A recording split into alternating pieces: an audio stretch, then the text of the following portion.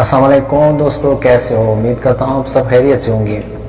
दोस्तों आज हम बात करते हैं कि जो ईगल है, जो उकाब है, जो शहीन है, बाज है, उसके हम आज 5 ऐसे हैबिट्स की बात करते हैं कि जिससे हमें सबक सीखना चाहिए।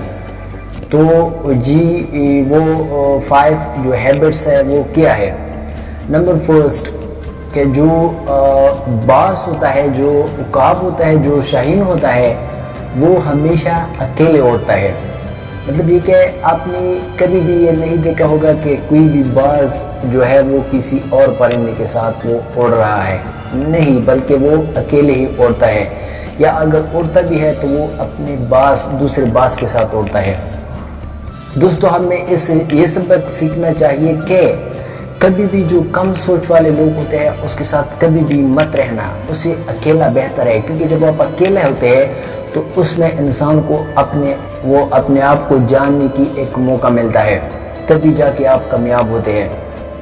जब आप कम सोच वाले लोगों के साथ रहते हैं तो वो कहते हैं ना कि जैसा माहौल वैसा आप पर असर उसका रहेगा। अगर आप अच्छे लोगों में उठते बैठते हैं तो आपकी उसकी जो अच्छी आदतें हैं, जो नेचर है, वो आप पर असर करेंगे और आपसे भी उसी तरह का एक इंसान बनेगा।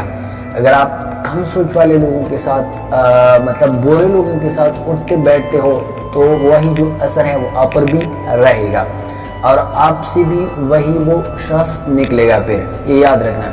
नंबर 2, दूसरा आदत जो है वो ये है कि जो बाज है उसका जो विजन है वो क्लियर और स्ट्रांग होता है। मतलब ये कि वो जब एक बार अपना शिकार देख लेता है कि इसके रास्ते में चाहे वो जितनी भी मुश्किलात क्यों ना हो तो वो अपना शिकार करके ही रहेगा। इससे हमें यह सबक सीखना चाहिए कि हमें अपना जो विजन है वो क्लियर और स्ट्रांग रखना चाहिए। मतलब ये कि जो हमारा गोल है उसके रास्ते में जितनी भी रुकावटें हो हमें उसको अचीव करना है। मतलब तीसरा ये है कि जो बाज है वो कभी भी मरे हुए जानवरों को नहीं वो खाता, वो हमेशा जिंदा जानवरों के वो शिकार करता है। इससे मतलब यह है कि जो हमारा पास्ट है, जो माजी है, वो मर चुका है। अगर हम उसको दोबारा सोचने लगेंगे तो ना हम आगे बढ़ पाएंगे और ना हम प्रेजेंट में ही रहेंगे, क्योंकि हमारी जो फ्यूचर है वो भी तबाह होगी और प्रेजेंट भी तबाह होगी। लिहाजा जो हमारा पास्ट है, जो माजी है, उसमें जो भी गलतियाँ हमसे हुई, जो भी कोताहियाँ हमसे हुई, हमें उसको दफन कर देना चाहिए, क्योंकि वो मर चुके हैं हमारे लिए।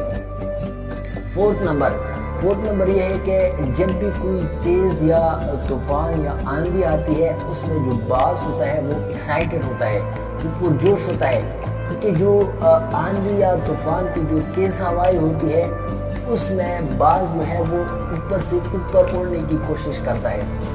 इससे हमें यह सबक मिलना चाहिए कि जो भी प्रॉब्लम्स, जो भी मुश्किलात आती है हमारी लाइफ में, वो किसी न किसी अपॉर्चुनिटी को अपने साथ लेके आता है हमारे लिए। हमें क्या करना चाहिए? उन मुश्किलात में उस अपॉर्चुनिटी को तलाश करना चाहिए, न कि मतलब उन मुश्किलात से मतलब डर के हम पीछे मतलब हटे कि नहीं ये तो मुझसे नहीं होगा, क्योंकि ये तो मुश्किलात है। हमेशा बात से सीख लिया करो कि वो इन तेज़ हवाओं में क्या करता है, एक्साइटेड होता है, पुरजोश होता है, क्योंकि वही जो तेज़ हवाएं है उसमें वो और भी ऊपर से ऊपर वो उड़ने की कोशिश करता है, यहाँ तक कि वो बाद में उसे भी ऊपर जाता है।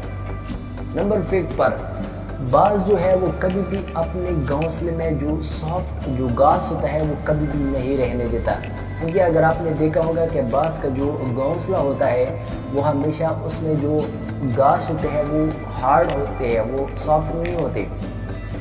इससे मतलब ये है कि जो बाज है वही समझते हैं कि अगर इसमें सॉफ्ट घास आ जाए तो क्या होता है कि उसका जो बच्चा है वो इसमें फिर आराम वो महसूस करेगा, कंफर्ट महसूस करेगा, कि जिसकी वजह से फिर वो यहाँ पर ही रहने को तरजीह देता है, वो कभी भी उड़ नहीं सकेगा।